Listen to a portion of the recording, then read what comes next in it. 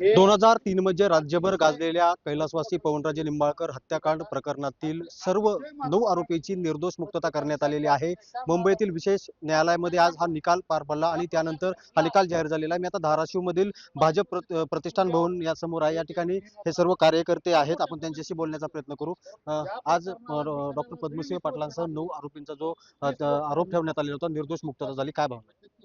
अतिशय चांगली भावना आमची, कारण हा म्हणजे न्यायदेवतेने खरा न्याय दिलेला आहे। कारण हे जाणून बुजून जे केलेलं आहे या खासदारांनी, ते त्याला पश्चाताप होणारच आहे।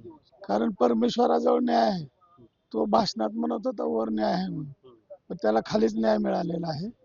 त्याच्यामुळे आम्हाला फार आनंद झाला, आमचे साहेब निर्दोष मुक्त झाल्यामुळे। 20 वर्ष तब्बल ही केस चालली होती, आता काय भावना आहे? तुम्ही डॉक्टर साहेबांबरोबर काम केलं। हो ना, आम्हाला सुद्धा फार वाईट वाटत होतं की असल्या सज्जन माणसाला, जे महाराष्ट्रात असा एकच पुरुष होता की ज्याने महाराष्ट्रात अतिशय कार्यकर्ते गोळा केलेले आणि त्याच्याचे मन मिळावू केलेलं, ते आमच्या डोळ्यात आज पाणी आलं।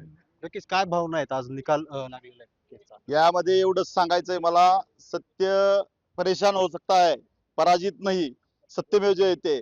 डॉक्टर पद्मसिंह पाटील साहेब असतील, त्यांच्या कुटुंबावर गेली 20 वर्ष जो खुनाचा आरोप ठेवण्यात आला होता, जे त्यांच्यावर षड्यंत्र रचून त्यांच्या कुटुंबाची राजकीय कारकीर्द संपवण्याचा प्रयत्न केला जात होता, त्यातून आज साहेब मुक्त झालेले आहेत, याचा आनंद निश्चित आम्हाला होत आहे। परंतु या उलट आणखी एक सांगायचंय, धाराशिवकर एक धाराशिवचा नागरिक म्हणून मला एवढं सांगायचंय की या जे खासदार महोदय आहेत, यांनी स्वतःची